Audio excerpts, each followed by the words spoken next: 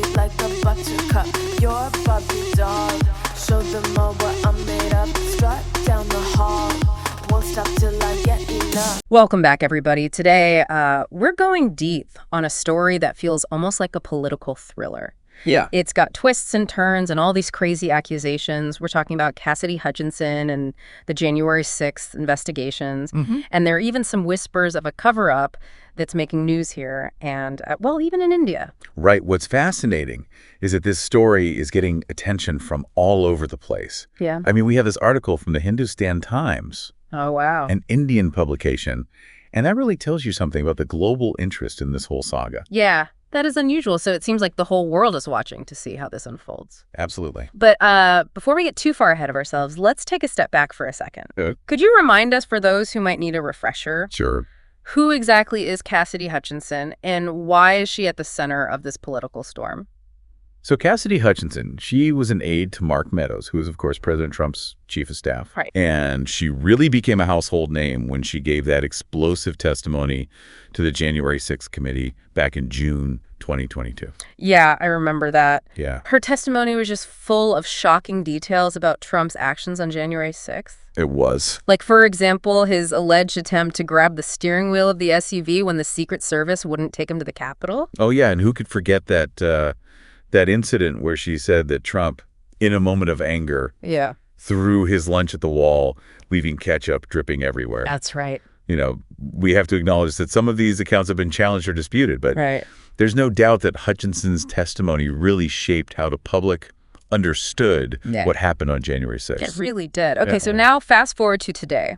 We've got this whole new layer of controversy that's popped up. The GOP-led House is conducting its own investigation into the January 6th committee. That's right. This one is led by Representative Barry Loudermilk, and it's really aiming to look closely at what the original committee did, and specifically at the actions of former Representative Liz Cheney, Right. who was the vice chair and a very vocal critic of Trump.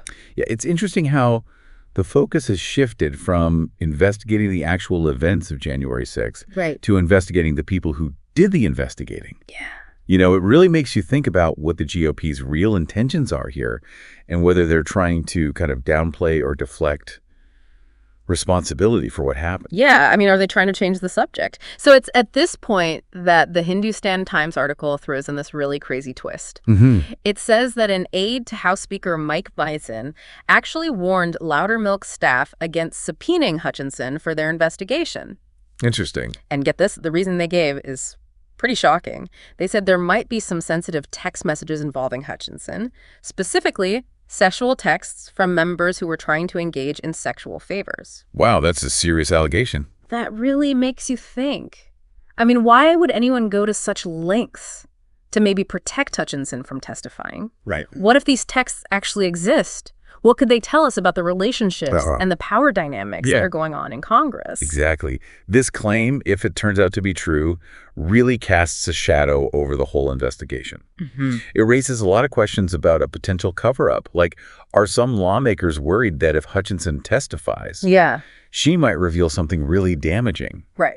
and not just about what happened on January 6th? Exactly. And we have to remember that the Hindustan Times article doesn't actually name the lawmakers who are supposedly involved in these texts. Oh, really? Yeah, so it just adds to the intrigue and the speculation. It's almost like a political whodunit, you know? Everyone's guessing about who might be implicated. It's true. It's like we're watching this carefully orchestrated play, and each new revelation is adding another layer of complexity. But before we get lost in all the drama, Sure. let's take a step back. And consider the legal side of things. Okay. Hutchinson's attorney, Bill Jordan, has gotten involved. What's his take on all these allegations? Well, Jordan has been pretty strategic in his response.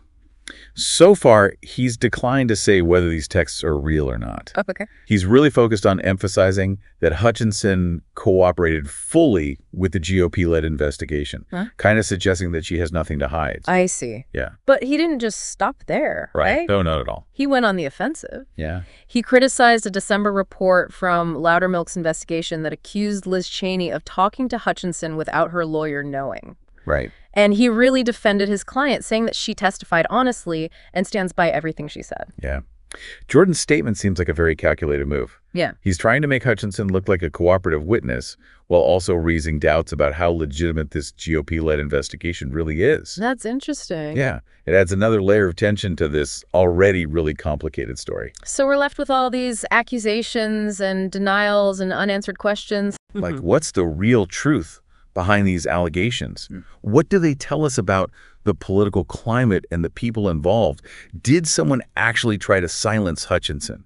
And if so, why?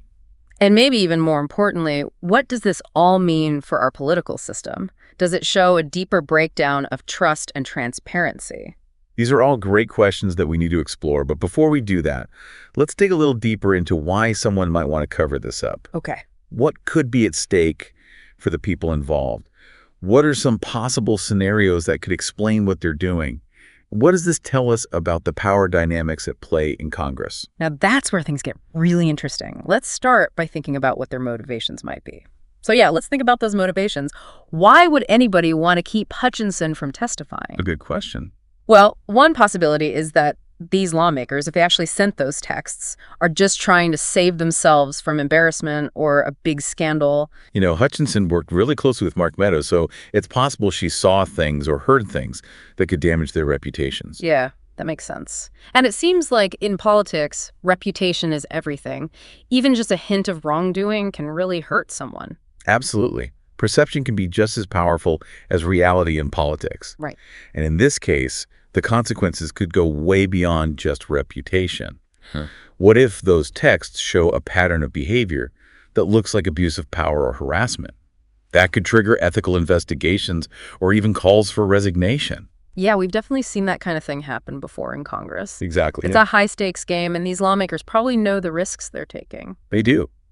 But here's another possibility.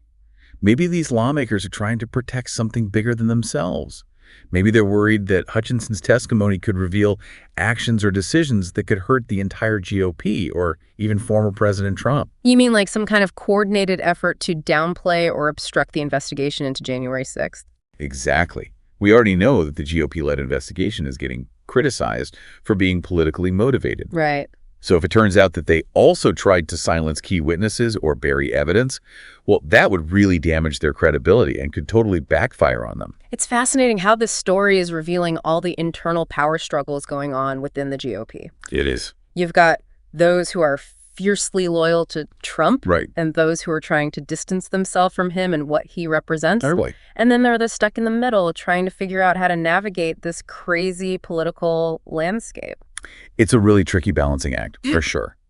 And it's all happening while the country is so divided. Yeah. And trust in government is at an all-time low. It makes you wonder how these allegations, regardless of whether they're true or not, will further erode public trust in our political system. Absolutely. If people think that those in power are more concerned about protecting themselves and their party than about finding the truth. It's hard to see how that could lead to anything but more cynicism and disillusionment. That's a valid concern. And it's something that everyone involved in this investigation on both sides really needs to think carefully about. Yeah. Their actions and decisions will have consequences that go way beyond themselves. They'll impact the future of our democracy. It's a huge responsibility, and they shouldn't take it lightly. They shouldn't. Okay, but let's shift gears for a minute and talk about Hutchinson's attorney, Bill Jordan. Okay. He's been very vocal about defending his client and criticizing the GOP-led investigation. What do you think his strategy is here? I'm not sure. It's interesting, right? Yeah. Because he's emphasizing how much Hutchinson cooperated, Yes. suggesting she's got nothing to hide and will answer any questions truthfully. Right, making her seem like a credible and trustworthy witness. Exactly. But at the same time, he's attacking the investigation itself, pointing out problems, accusing them of bias. That's right. So, by highlighting the flaws in the GOP-led investigation, he's trying to discredit their findings and cast doubt on their motives. Exactly. Essentially saying they're more interested in pushing a political agenda than in finding out the truth. That's a clever strategy. Yeah. And it seems to be working so far. He's managed to shift the focus away from Hutchinson and onto the investigation itself. Yeah. It'll be interesting to see how the GOP responds to his criticisms and how they handle this whole situation moving forward. This is like a high-stakes game of chess, It really is. with both sides making very calculated moves. It is. But you know what's often forgotten in these political battles? The people at the heart of it all.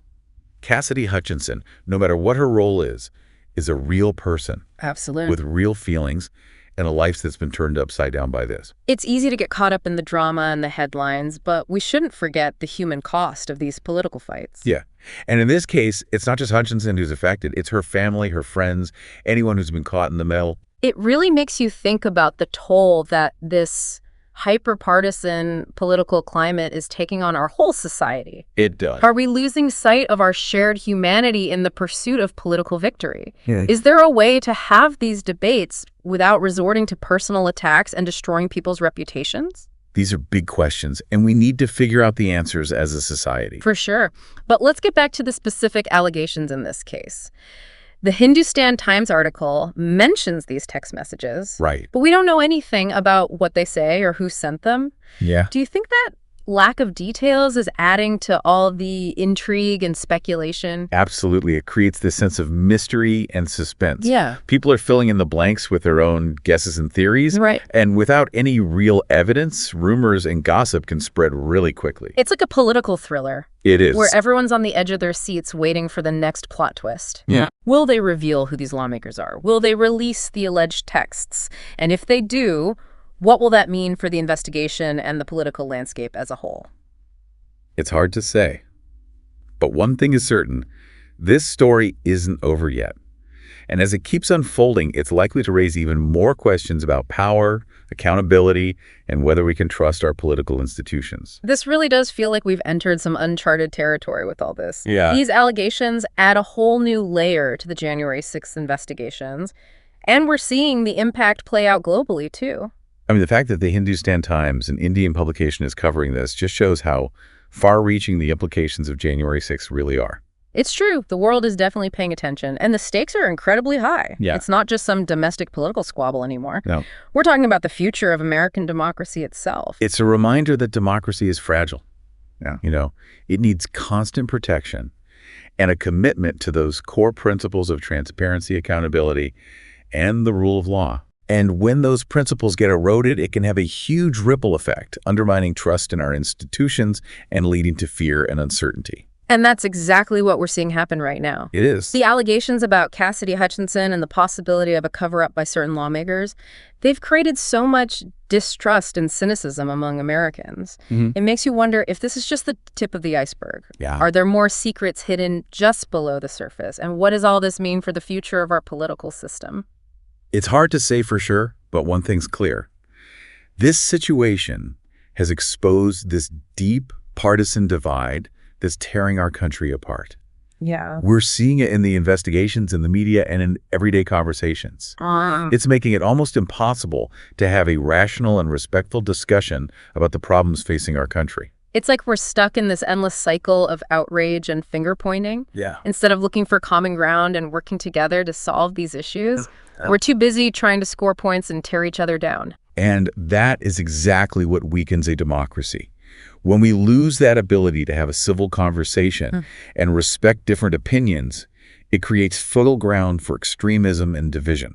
It's a dangerous path, and we need to get off of it. So where do we go from here? How do we rebuild trust in our institutions and in each other? Yeah, that's the question, isn't it? I mean, I'm struggling with this, and I'm sure many of our listeners are too. There's no easy answer. It takes effort from all of us, citizens, lawmakers, journalists, everybody. We need to demand more from our leaders, hold them accountable, and insist on a higher standard of behavior. We also need to be smarter about the information we consume, seeking out reliable sources, and thinking critically about what we read and hear. And I think most importantly, we need to find ways to bridge these divides that are separating us. Yeah. We need to listen to each other, understand different perspectives, and look for that common ground. Absolutely. It won't be easy, but if we want to save our democracy and build a better future for this country, it's absolutely essential. Well said. This deep dive has been quite a journey. We've examined these allegations about Cassidy Hutchinson, the possibility of a cover-up, the motivations of those involved, and what it all means for our political system. It's left us with a lot to think about. And as this story unfolds, we'll definitely be keeping a close eye on it. One thing is certain. This is a defining moment for our nation. It really is, yeah. And the choices we make right now will have a huge impact on the future of American democracy. Thanks for joining us on this deep dive. Keep those questions coming and keep the conversation going. See you next time, everyone.